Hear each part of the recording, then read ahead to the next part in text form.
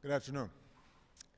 Earlier today, the Supreme Court upheld the constitutionality of the Affordable Care Act, the name of the health care reform we passed 2 years ago. In doing so, they've reaffirmed a fundamental principle that here in America, in the wealthiest nation on earth, no illness or accident should lead to any family's financial ruin. I know there will be a lot of discussion today about the politics of all this, about who won and who lost. That's how these things tend to be viewed here in Washington. But that discussion completely misses the point.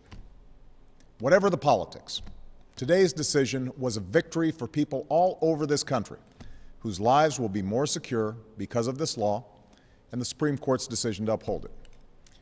And because this law has a direct impact on so many Americans, I want to take this opportunity to talk about exactly what it means for you. First, if you're one of the more than 250 million Americans who already have health insurance, you will keep your health insurance. This law will only make it more secure and more affordable. Insurance companies can no longer impose lifetime limits on the amount of care you receive. They can no longer discriminate against children with pre-existing conditions. They can no longer drop your coverage if you get sick. They can no longer jack up your premiums without reason. They are required to provide free preventive care like checkups and mammograms, a provision that's already helped 54 million Americans with private insurance.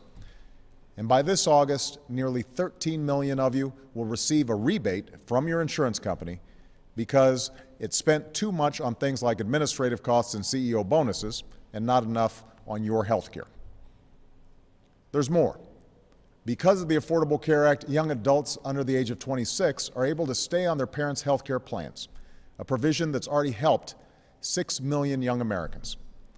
And because of the Affordable Care Act, seniors receive a discount on their prescription drugs, a discount that's already saved more than 5 million seniors on Medicare about $600 each.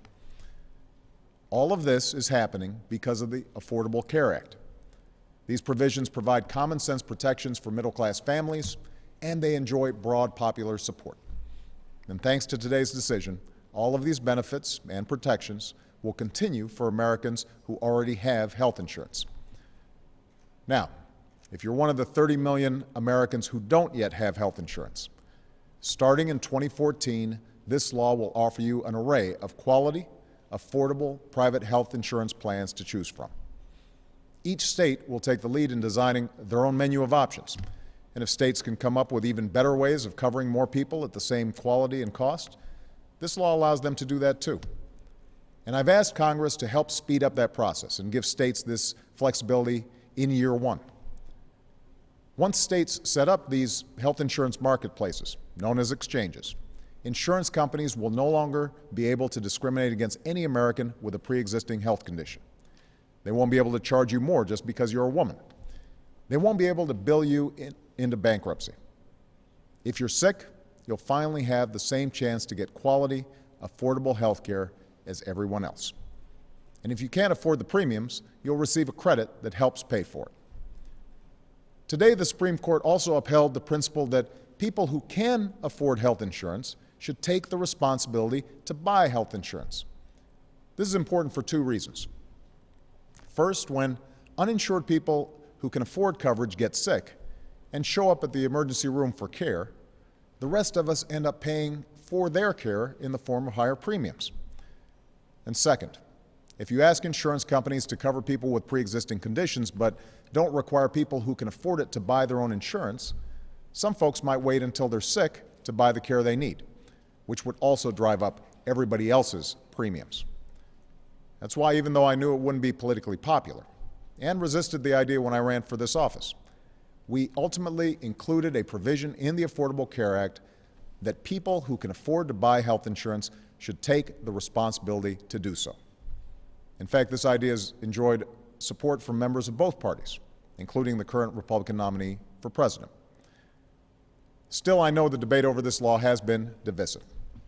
I respect the very real concerns that millions of Americans have shared. And I know a lot of coverage through this health care debate has focused on what it means politically. Well, it should be pretty clear by now that I didn't do this because it was good politics. I did it because I believed it was good for the country. I did it because I believed it was good for the American people. You know, there's a framed letter that hangs in my office right now. It was sent to me during the health care debate by a woman named Natoma Canfield. For years and years, Natoma did everything right. She bought health insurance, she paid her premiums on time, but 18 years ago, Natoma was diagnosed with cancer. And even though she'd been cancer-free for more than a decade, her insurance company kept jacking up her rates year after year. And despite her desire to keep her coverage, despite her fears that she would get sick again, she had to surrender her health insurance and was forced to hang her fortunes on chance. I carried Natoma's story with me every day of the fight to pass this law. It reminded me of all the Americans, all across the country, who have had to worry not only about getting sick, but about the cost of getting well.